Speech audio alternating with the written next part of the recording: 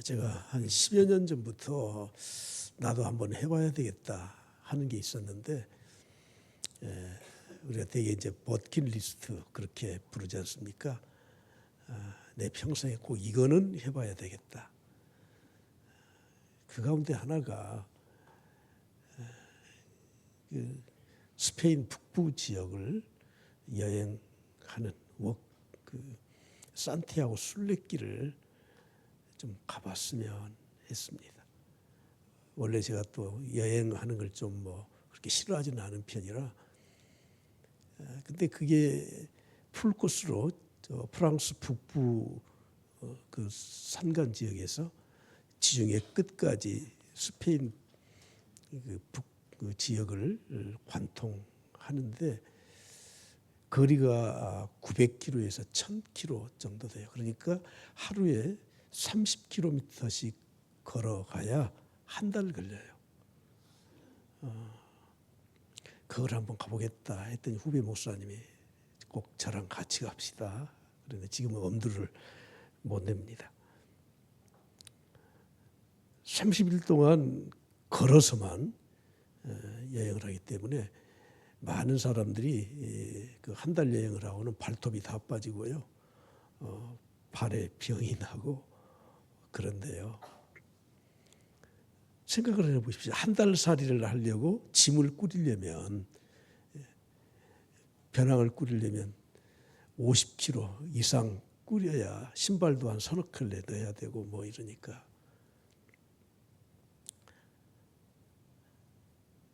그래서 출발할 때 우체국에 가서 택배로 다음 도착지까지 짐을 먼저 붙여놓고 물병하고 지갑만 들고 필요한 것만 들고 하루 갔다 또 석양에 가서 찾아서 숙소 찾아가서 또 자고 또 이렇게 한다고 합니다. 여러분, 우리가 여행길에 정말 필요한 게 뭐가 있을까요? 특히 주님이 12명의 제자를 선택하시고 그들을 전도대원으로 지금 실습 겸해서 그들을 훈련시키는 이 전도 여행을 가라고 말씀하시거든요. 갈릴리 그 지역을 한 바퀴 다 돌면서 전도를 하려면 적어도 아무리 빨리 몇 군데만 돌아도 열흘에서 한 달이에요. 그러니까 우리가 잠깐 무슨 노방전도 가서 한나절 하거나 이런 거하고는 전혀 달라요. 근데 주님이 뭐라고 말씀하시죠? 너희들 아무것도 준비하지 마. 아무것도 준비하지 마. 두보로, 지팡이, 신발 아무것도 준비하지 말고 가라는 거예요. 여러분, 오늘 저는 우리가 복음을 전하기 위해서 다음 주에 새생명 축제 날을 우리가 정해놓고 계속 기도하고 준비하고 있습니다. 여기에 또 적극적으로 동참하신 분도 계시지만 또 많은 성도들이 또 그걸 동참하지 못하고 계신 분도 계시고, 마지막 한 주 남았습니다. 도대체 이 남은 한 주간 동안에 우리가 뭘 어떻게 준비해야 될 것인가 하는 것을 오늘 말씀드리고자 하는 겁니다. 오늘 본문으로는 읽지 않았지만 마태복음 10장에 있는 내용 전체가 다 오늘 본문으로 생각하고 9절부터 10절을 다 같이 보시죠. 다 같이 봅니다. 너희 전대에 금이나 은이나 동을 가지지 말고 여행을 위하여 배낭이나 두보롯이나 신이나 지팡이를 가지지 말라. 이는 일꾼이 자기의 먹을 것 받는 것이 마땅함이라. 한 달 동안 전도 여행을 해야 되는데 아무것도 가지지 말라는 거예요. 돈도 갖고 가지 마라. 두보롯도 갖고 가지 마라. 신도 갖고 가지 마라. 그냥 신고 입고 네 수중에 있는 거 그대로 들고 나가서 복음을 전하라. 이렇게 말씀합니다. 그러면서 마지막에 이렇게 말씀해요. 일꾼이 자기 먹을 것을 받는 것은 마땅하다. 하나님이 다 예배해 놓으신다. 그런 것들은 예배해 놓으신다. 너희들이 꼭 가지고 가야 될 것은 하나님의 말씀과 복음과 성령의 충만함과 예수 그리스도의 능력만 가지고 가면 된다. 그런 뜻이 아니겠습니까? 이것은 다른 말로 바꾸면 우리가 세상을 살면서 금과 은과 동으로만 사는 삶이 아니라는 것을 제자들에게 가르치기 위한 말씀이라고 저는 생각합니다. 이 땅에 우리가 물질을 얻고 물질의 풍요로움을 누리고 사는 것이 인생의 목적이 아니라는 것을 전하기 위해서 복음을 전하는 거 아닙니까? 복음을 전하는 것은 하나님의 말씀을 전하는 것이고 하나님의 말씀으로 살 수 있는 길을 제시해 주는 건데, 그 복음을 전하는 사람들이 한 추럭 세상 것을 가지고 다니면서 복음을 전한다고 하면 앞뒤가 맞지 않는 것이죠. 전도대원들이 가면서 전해야 될 복음의 핵심이 무엇입니까? 7절, 8절 위로 올라가서 다시 한번 다 같이 보겠습니다. 시작. 가면서 전파하여 말하되 천국이 가까이 왔다. 천국을 전하는, 천국을. 8절에 이렇게 말씀합니다. 병든 자도 고쳐주고 죽은 자도 살리고 나병 환자를 깨끗하게 하고 귀신을 쫓아내고 너희가 거저 받았으니 거저 주어라. 복음을 전하는 것은 우리가 풍요롭게 세상에서 잘 사는 방법을 전하는 게 아니에요. 오직 천국 복음을 전하면서 그들이 고통을 겪고 있는 수많은 인생의 문제들을 하나님의 말씀으로, 성령의 능력으로 그들을 치유하고 회복시켜주는 것이라고 말씀을 하고 있습니다. 마태복음 10장의 내용을 보면 그 복음 증거에 대한 몇 가지를 간추려서 간단하게 말씀하고 있는데, 이방인에게로 가지 말라. 잃어버린 양들에게로 가라. 이 말씀이 무슨 말씀입니까? 너희의 가장 가까운 사람들에게 먼저 복음을 전하라. 그런 뜻이에요. 천국 복음을 전하되 거저 받았으니 거저 주어라. 천국 복음은 우리가 거저 하나님의 은혜로 받은 것이, 하나님의 은혜를 전해라는 거예요. 그리고 아무것도 필요 없다. 두버럭도 필요 없다. 세상의 것에 얽매이지 마라. 오직 복음 증거에 전념해라. 그런 뜻입니다. 그리고 합당한 자를 먼저 찾아라. 그리고 합당한 자를 찾았으면 그 자에게 떠나지 마라. 무슨 말입니까? 하나님의 말씀의 복음을 집중적으로 전해라고 하는 것입니다. 마지막으로 12절에 오늘 우리가 읽었던 복음 말씀을 보면 평화를 빌라 이렇게 말씀합니다. 오늘 설교 제목을 평안을 빌라, 제가 그렇게 정했습니다. 사랑하는 성도 여러분, 오늘 우리가 예수 그리스도의 복음을 듣고 하나님의 자녀가 되었던 것은 크게 사도 바울이 항상 서신서에서 인사말로 썼던 은혜와 평강입니다. 은혜와 평안함입니다. 은혜는 하나님이 우리에게 거저 주시는 것, 믿음으로 우리가 그것을 받아서 하나님께서 우리에게 누리게 하는 하나님의 자녀가 되는 이 거저 받는 하나님의 은혜예요. 이것을 헬라어로 카리스라고 해요. 카리스. 하나님의 선물이에요. 거저 받았어요. 근데 은혜를 받게 되면, 그래서 하나님의 자녀가 되면, 내 안에 성령께서 내 안에 임재하게 되면 그 다음에 오는 것이 에이레네라고 하는 평안이에요. 평안. 그래서 이 은혜와 평강은 항상 한 세트로 되어 있습니다. 은혜 받은 사람은 평안합니다. 평안한 사람을 보게 되면 그 사람은 은혜 받은 사람들입니다. 70명의 전도대원을 파송할 때도 똑같은 말씀을 하셔요. 그래서 어떤 신학자는 예수님의 12제자를 파송한 것이나 70명의 전도대원을 파송한 것은 같은 사건이다. 12명이 70명 안에 들어있다. 뭐 이렇게 해석을 하지만 아무튼 한 번이 됐든 두 번이 됐든 핵심은 이것입니다. 누가복음 10장 3절에 70명의 전도대원을 보내시면서 주님이 하셨던 말씀이 무엇입니까? 내가 너희를 보냄이 어린 양이 누구예요? 전도대원들, 우리 믿는 사람들, 복음을 전하는 사역자들이에요. 어린 양과 같아요. 인간적으로는 아무런 힘이 없어요. 가서 싸울 만한 능력이 안 돼요. 그런데 그 어린 양을 누구에게 보내는 겁니까? 이리에게 보내요. 이리에게.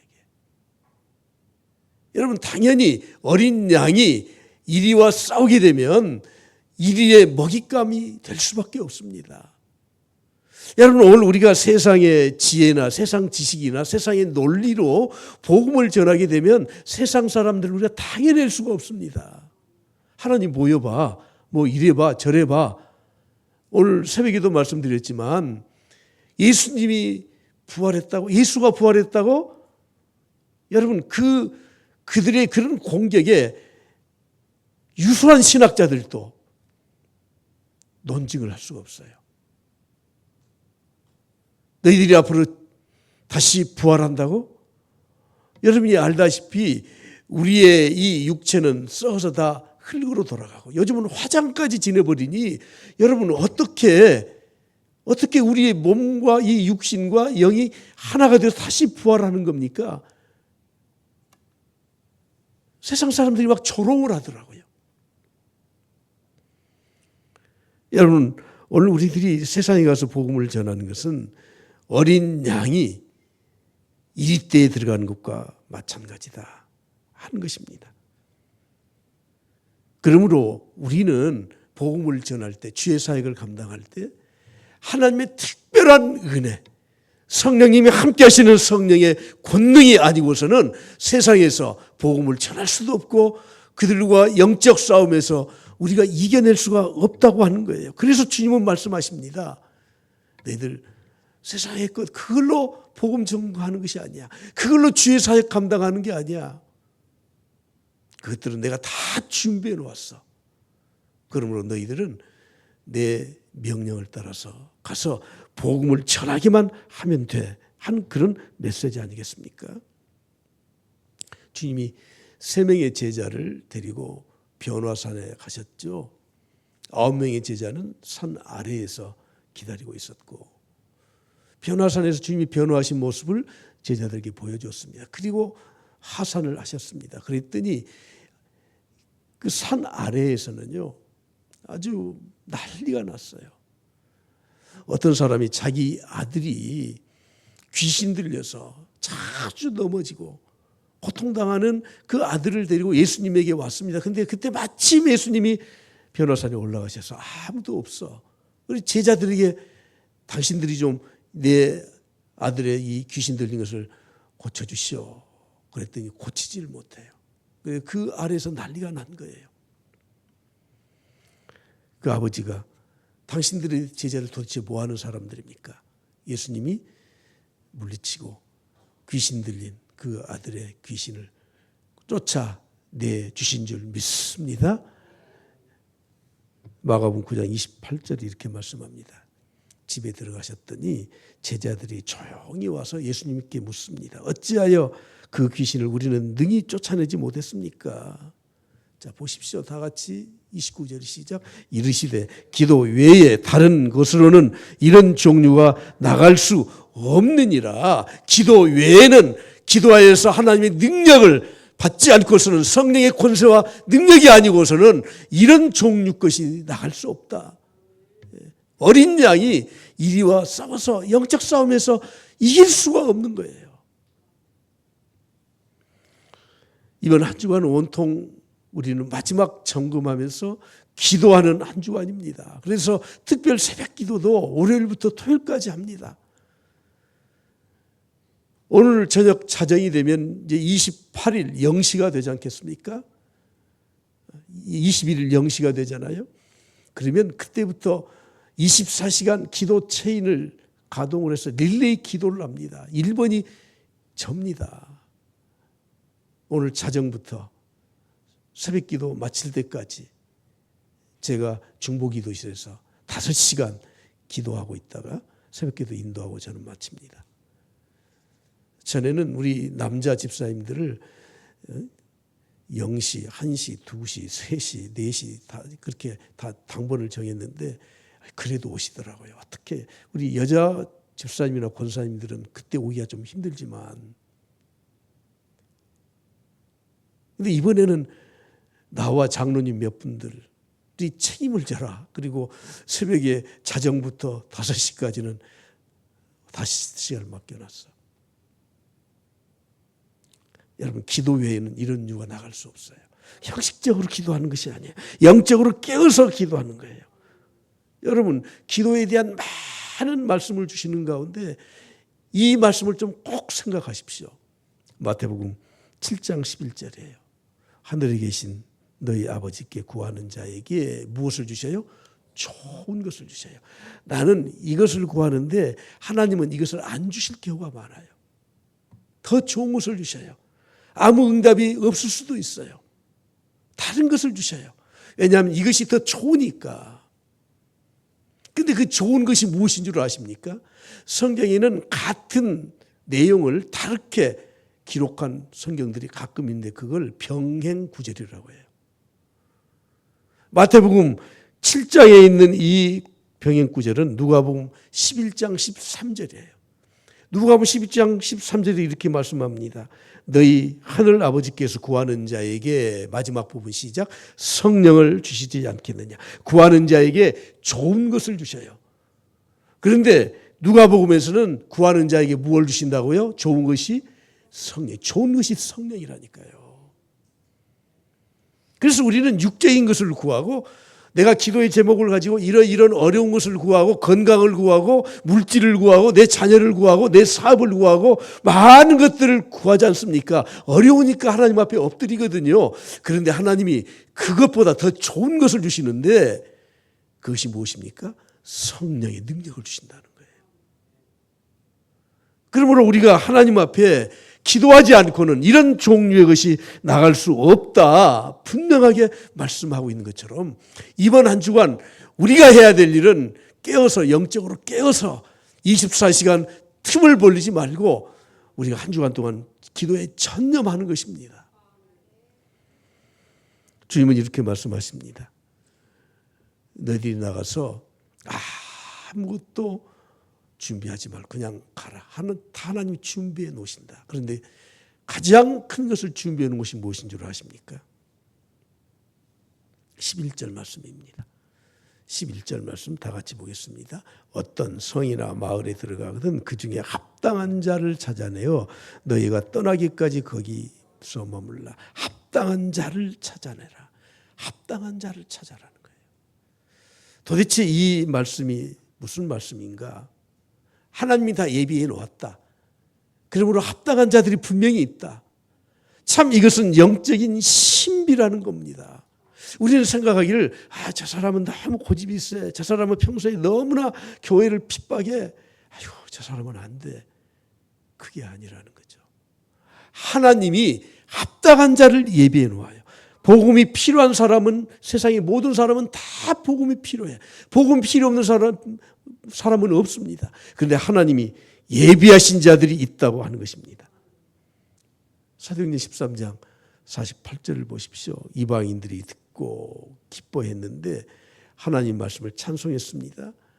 그런데 이방인들 모두가 그랬습니까? 아닙니다. 다 같이 봅니다. 시작. 영생을 주시기로 작정된 자는 다 믿더라. 영생을 주시기로 작정된 자들. 우리는 몰라요. 그래서 우리는 누구에게든지 복음을 전하는 거예요. 저 사람이 이렇다 저렇다 인간의 생각으로 판단하지 말고 전하는 겁니다.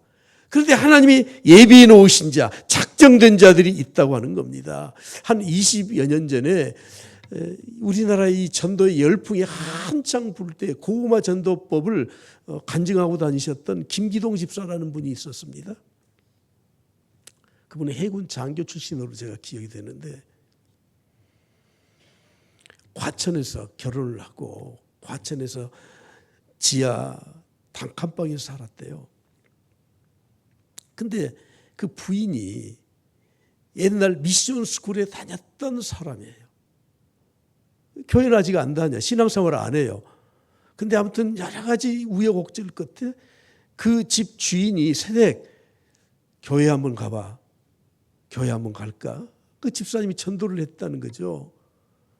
전혀 미션 스쿨 다닐 때 하나님 말씀을 들었던 기억은 있지만 한 번도 교회 갈 생각은 별로 없었는데 그냥 마음이 통해서 따라갔는데 처음에 주일날은 도저히 갈 수가 없잖아요. 남편이 집을 딱 지키고 있으니까. 그 김기동 집사는 지금 목사가 됐지만 철저한 불교 집안의 사람이에요. 그래서 구역예배부터 갔다는 거죠. 구역예배 가서 말씀 듣고. 근데 그 김기동 목사 말에 의하면은 보이지 않던 성경책이 갑자기 집에 있더라는 거예요. 근데 이 성경책이 옮겨 다니더라는 거예요. 그러니까 구역 예배 갔다 오면 얘기 놔뒀다가 또 그 다음에 갔다 오면 얘기 놔두니까 지발로 왔다 갔다 해서 이 도대체 뭐냐 했더니 이제 교회를 나가기 시작해서 딸이 아빠 교회 한번 가봐. 내 소원이야. 그래서 어쩔 수 없이 교회를 딸 때문에 따라 나가서 자기는 데려다만 주고 앞에 있다 올라오게 했는데 어떻게 들어가서 우여곡절 아무튼 새롭게 와서 2022년에 재작년에 나왔던 새롭게 와서 보시면 알아요. 그리고는 아내가 딸이 우리는 주일날 교회 가야 돼. 그래서 절대 1박 2일로 여행을 한 번도 못 갔대요. 놀러를 못 갔대요. 그날이 12월 6일인가요? 날짜 정확히 남의 일이니까. 강원도 스키장을 가자고 했대요. 그랬더니 1박 2일은 안 돼. 그럼 새벽에 가자. 그랬더니 부인이 그러면 예배 드리고 가자. 그래서 합의를 하고 차를 타고 가는데 교회로 가는 게 아니라 그냥 고속도로로 가버렸다는 거예요. 이제 난리가 차 속에서 싸움이 나고 교회 가자니까 아니 저 인제 가서 강릉 가서 그때 11시 안에 도착하니까 그 교회 가면 되지 꼭 그 교회만 교회냐? 인제쯤 넘어가는데 썰락눈이 오는데 그때 영동선이 2차선 아니었어요. 앞에서 오는 차가 졸다가 정면으로 충돌을 해버렸어요. 네 식구가 다 다쳤는데 인제병원에 갔더니 우리 병원에서는 이거 손 못 댑니다. 가십시오. 그래서 서울 대학병원으로.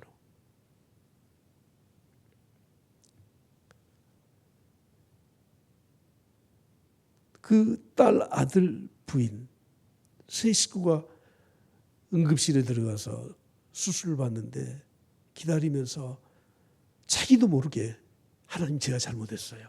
내가 그렇게 핍박했어요. 살려주세요. 살려주면 예수 믿어요. 말이 자연스럽게 나오더라는 거죠. 그런데 수술 다 마치고 6시간 동안 수술을 마치고 생명에는 지장이 없습니다 하는 순간에 자기 몸이 아픈 걸 느꼈는데 보니까 자기는 오른팔 다 부러지고요. 어떻게 그 딸을 자기가 안고 왔는지를 모르겠대요. 나중에 수술을 마치고 깨어서 보니까 꼭 미라처럼 온몸을 붕대로 다 얼굴까지 다 감아놨더라는 거예요. 그리고 병실에 의식을 찾은 후에 성경 좀 갖다 주라. 성경을 왼손으로 이렇게 넘기면서 오른손 못 쓰니까 보는데 로마서 5장 8절을 보고 엄청 울었다는 거예요. 얼마나 울었는지 눈물을 닦을 수가 없으니까 귀에 들어가서 중이염이 걸렸다는 거예요. 로마서 5장 8절을 소개하기 위해서 이렇게 제가 긴 시간을 말씀드렸어요. 볼까요? 로마서 5장 8절 시작. 우리가 아직 죄인 되었을 때 그리스도께서 우리를 위하여 죽으심으로 하나님께서 우리에 대한 자기의 사람을 확증하셨느니라. 그렇구나. 내가 아직 죄인 되었을 때, 내가 하나님 몰랐을 때 이미 하나님이 나를 작정해 놓으셨구나. 내가 그런 줄도 모르고 그렇게 핍박을 하고 내가 그렇게 교회 다니는 사람들 욕하고 내가 그렇게 불신앙으로 그렇게 살았구나. 그리고 그 다음에 교회에 출석하고 신앙을 가진 다음에는 토요일 3시에 자기가 전도대원으로 나가서 매주마다 토요일 3시면 전도를 했는데 그가 전도한 방법이 뭐라고요? 고구마. 그냥 예수 믿으시세요? 에이, 기술. 이 생고구마구나. 이건 안 들어간다. 그 다음에 또 가서 예수 믿으시죠? 귀찮다니까. 10번, 20번. 어느 교회 다니시죠? 이제 좀 익은 고구마구나. 우리는 몰라요. 시어머니 전도하기 너무 힘들잖아요. 며느님들 찔러봐야 돼. 계속. 때가 되면 하나님이 합당한 자를 예비해 놓으셔요. 작정된 자는 믿어요. 하나님께서 예비한 그 자들을 우리가 전도하는 거지 내 말로 설득시키고 내 정성으로 그 사람들을 교회 데리고 오고 내 이 은사로 그 사람들을 하나님을 믿게 하는 게 아니거든요. 왜 주님은 합당한 자를이라고 말씀하셨을 거예요? 다 복음이 필요한데. 여러분, 준비되지 않는 자들을 그들은 영적 차원을 낭비하게 되는 것이기 때문에 그런 겁니다. 오히려 그들에게 물을 주게 되면 잡초만 무성하게 자라기 때문에 그런 겁니다. 하나님이 다 역사하시기 때문에 우리는 합당한 자를 찾는 겁니다. 계속 점검해서 합당한 자를 찾는 거예요. 합당한이라고 하는 말은 악시오스라는 말이에요. 가치 있는, 칭찬 들을 만한, 듣고 행할 수 있는 조건이 갖춰져 있는지 찾아낸다는 말은 엄밀히 알아본다, 철저하게 조사한다. 기도하면서 그 영혼을 붙들고 계속 기도하고 찾아내면 합당한 자로 변화됐을 때 하나님께서 그들을 인도하실 수 있도록 역사하시는 줄로 믿습니다. 예수님도 배척하는 곳에는 절대 더 이상 복음 전하지 않으셨습니다. 자기 고향인 나사렛에 가서 능력을 행하시려고 할 때 그 사람들이 주님 얕봤잖아요. 목수의 아들이 뭐 하겠다고. 그러면서 우리 동네 창피 준다 이놈아. 그리고 예수님을 끌고 낭떠러지에 가서 밀어뜨리려고 할 때 주님은 슬그머니 도망쳐서 다른 곳으로 가셨어요. 여러분, 도망친 게 아니에요. 아직 준비가 덜 됐기 때문에 그런 거예요. 하나님은 이런 준비된 자들을 예비해 놓으셔요. 베드로를 보십시오. 그의 동생 안드레의 소개를 받고 저 갈릴리에서 고기 잡던 사람이에요.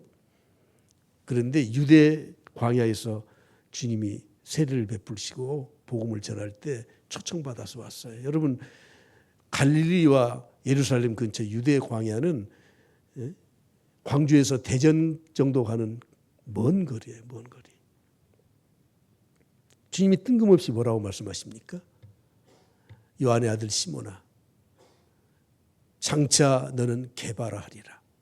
게바가 무슨 뜻이요? 베드로, 반석이다 그 말이죠. 베드로는 그냥 갔어요. 뭐 쓸데없는 말을 해 내한테. 내가 무슨 반석이야? 여러분, 아직 준비가 덜 됐잖아요. 그 베드로에게 나를 따르라 그렇게 말씀하셨습니까? 그냥 던져주셨지. 그리고 아마 베드로는 갈릴리에 돌아가서 고기 잡으면서도 아이 그 양반이, 젊은 양반이 내한테 무슨 반석이라고 해. 도대체 뭐 하는 사람이야? 고민을 했을 거예요. 그때 주님이 갈릴리에 가셔서 한 마리도 고기를 못 잡을 때 베드로에게 뭐라고 말씀하십니까?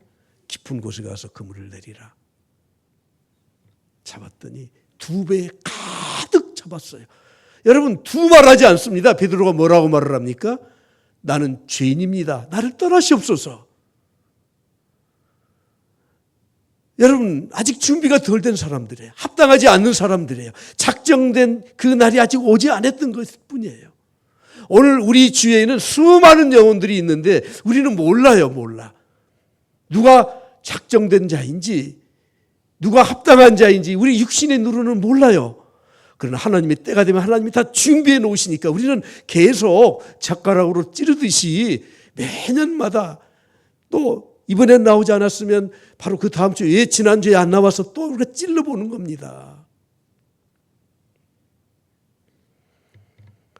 우편물도 그렇지 않습니까? 수치 거절해서 우체함에 통에 넣으면 가는 겁니다. 그건 복음을 받아들이지 않는 사람들 우선 그럴 수 있습니다. 그러나 하나님은 또 보내셔요. 이젠 등기로 보내요. 속달로 보내요. 하나님은 항상 힘들고 어려운 자들을 살피고 계시다가 하나님의 때에 그들을 찾아봐요. 여러분, 교회 안에 특히 우리 한국교회는 신방이라고 하는 게 목회의 굉장히 중요한 사역 중에 하나가 되지 않았습니까? 요즘은 신방을 안 받으려고 하기 때문에 부담 안 주기 위해서 안 가지만 못 가지만 과거 조선시대에 기독교가 들어온 다음에 우리 한국 사람들은 되게 좀 수줍어요. 그래서 자기 의사를 이렇게 막 표현하고 뭐 그런 경우도 별로 없고 그래서 지나다가 왔어요. 그러면서 들어가서 형편 살펴주고 기도하면은 그렇게 또 마음에 감동이 되지 않습니까? 쉬는 날도 없이 그냥 논밭에서 일을 하는데 무슨 문제가 있다고 상담하러 올 수가 있습니까? 찾아가는 거죠. 지난 주일을 안 왔으니까 찾아가는 겁니다. 왜 교회 못 나오셨어요? 어디 아프세요? 그게 신방 아니에요. 근데 하나님은 우리들을 계속 신방하고 계신다는 거 아십니까? 하나님이 신방일지를 볼까요? 야곱이 형 에서를 피해서 도망갈 때 베들이라고 하는 곳에서 그냥 지쳐서 잠을 잤어요. 근데 저녁에 꿈에 천사를 보내서 신방을 해주시잖아요. 그리고 약속해 주시지 않습니까? 그래, 네 할아버지 아브람, 아버지 이삭에게 약속했던 그 약속의 축복이 네한테 있어. 염려 말고 다녀와. 야곱이 힘을 얻어요. 아브라함이 흉년을 피해서 애굽에 갔어요. 어떤 사고가 일어납니까? 자기 아내 사라를 애굽의 바로에게 빼앗겨 버려. 여러분, 그때 아브라함이 하나님 나 살려주십시오 하고 하나님 찾지 않았습니다. 아브라함이 바로에게 꿈에 너 절대 그 여인 손대면 안 돼. 올 때는 엄청난 재물을 갖고 나올 수 있도록 하나님이 찾아가 주신 거예요. 하나님이 신방해 주신 거예요. 모세가 실망을 하고 살인자로서 도망자가 돼서 미디안 광야에서 40년 동안 낙담을 하고 좌절감에 빠져 있을 때 40년이 되던 그날에 시내산에서 가시떨기에 불꽃 같은 불이 일어나서 모세에게 말씀하시지 않습니까? 모세를 찾아가 신방해 주신 거예요. 다윗이 범죄하고 그의 뼈가 마르듯이 고통 중에 있을 때 하나님은 나단 선지자를 보내서 신방을 해주셨습니다. 여러분, 오늘 하나님의 어루만지심에 이런 영적인 터치가 없이는 우리는 하나님 앞에 돌아올 수 없는 겁니다. 우리는 그런 자들을 찾는 겁니다. 주님도 보십시오. 부활 후에 믿지 않는 제자들, 엠마오로 가던 두 제자들, 그들과 동행을 해주셔요.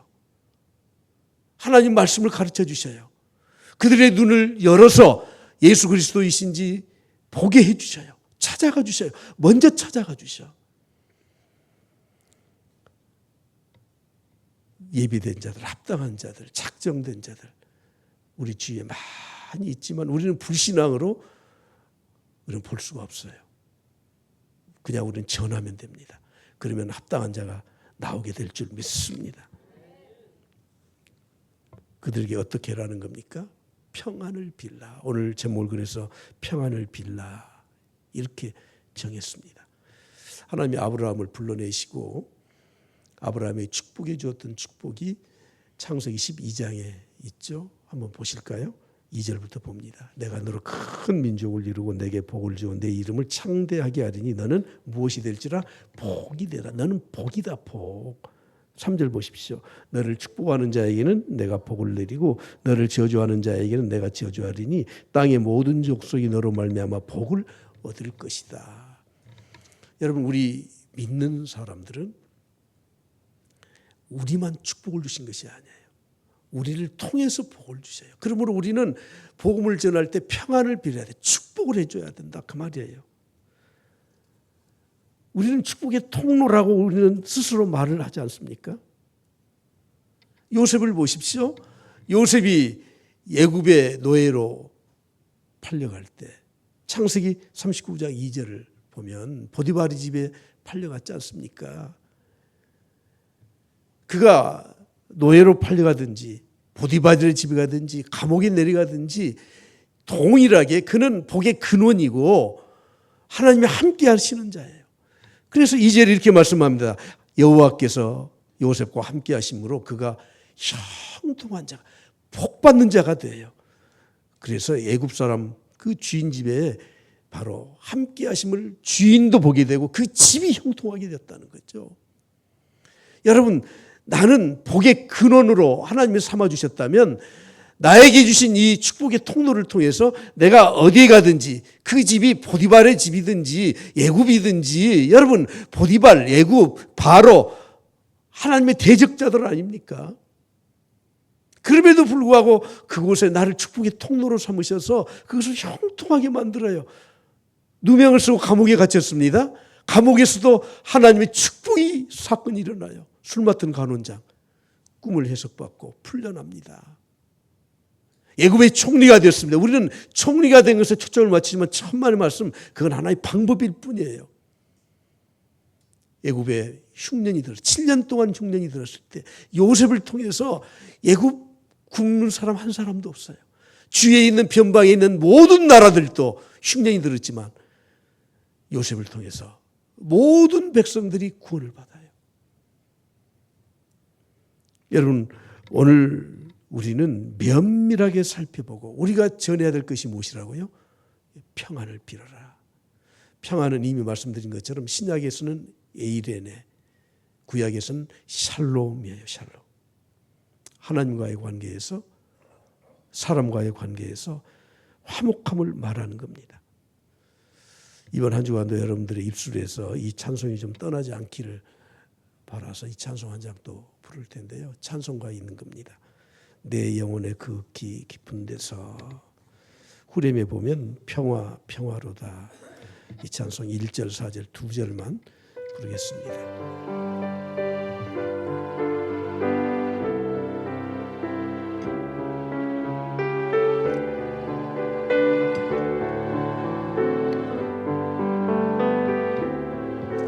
내 영혼의 그 깊은 데서 맑은 가락이 흘러나네. 하늘 곡조가 언제나 흘러나와 내게 영혼을 편히 싸네. 평화 평화로다. 평화 평화로다. 하늘 위에서 내려오네. 그 사랑의 물결이 영원토록 내 영혼을 덮으소. 4절입니다. 이 땅 위에 험한 길을 가는 동안, 이 땅 위에 험한 길 가는 동안 참된 평화가 어디 있나. 우리 모두 다 예수를 친구 삼아 참 평화를 누리겠네. 아멘. 평화 평화 평화로다. 하늘 위에서 내려오네. 그 사랑의 물결이 영원토록 내 영혼을 덮으소서. 할렐루야. 하나님께 감사의 박수 드립니다. 할렐루야. 신앙생활의 핵심은 하나님의 은혜와 평안이에요. 평안을 경험한 사람만이 평안을 선포할 수 있습니다. 12년 동안 혈루증을 앓던 여인, 예수님 뒤에 와서 옷자락 만졌죠. 제자들은 못된 짓 하지 말라 하는 식으로 말을 했습니다. 주님이 이렇게 말씀하십니다. 딸아, 내 믿음이 너를 구원하였으니 평안히 가라. 내 병에서 놓여 건강할지어다. 할렐루야. 예. 내 믿음이 너를 구원하였으니 예수 그리스도의 능력으로 그의 육신의 질병과 영혼을 치유해 주시고 회복시켜 주셔서 평안히 가라. 평안히 가라. 오늘 여러분들이 어떤 문제, 어떤 질병, 어떤 마음을 가지고 오셨든지 이 주님의 선포하는 딸아 평안히 가라, 아들아 평안히 가라 하는 음성을 꼭 들으시고 마음의 평안을 간직하고 가실 수 있기를 간절히 축복합니다. 성경에는 죄 지은 여인이라고 표현되고 있어요. 막달라 마리아를 가리키는 거죠. 옥합을 깨뜨려서 향유를 우리 주님에게 붓고 그의 머리털로 발을 적시고 닦았을 때 주님이 이렇게 '여자에게 이르시되 내 제사함을 받았느니라. 함께 있는 자들은 이 건방진 놈 봐라. 무슨 죄를 네가 용서해. 그랬더니 50절에 이렇게 말씀해요. 50절 다 같이 보면 한 목소리를 봅니다. 시작. 예수께서 여자에게 이르시되 내 믿음이 너를 구원하였으니 평안히 가라. 여러분, 사람들이 비난해도 그거 전혀 신경 쓰지 마십시오. 누가 나를 어떻게 보든지 그거 상관하지 마십시오. 주님이 내가 너를 용서했으니, 내가 너를 고쳤으니 따라 평안히 가라. 따라 평안히 가라. 이 음성을 꼭 들으실 수 있기를 간절히 축복합니다. 십자가에 돌아가신 예수님 때문에 두려워서 떨면서 숨어있던 제자들, 주님이 부활하신 후에 그들을 찾아가셨습니다. 안식 후 첫날 저녁에 부활하신 바로 그날 저녁에 찾아갔습니다. 제자들은 문을 꼭꼭 닫고 있었습니다. 주님이 말씀하십니다. 옆구리를 보여주시면서 우리 다 같이 보실까요?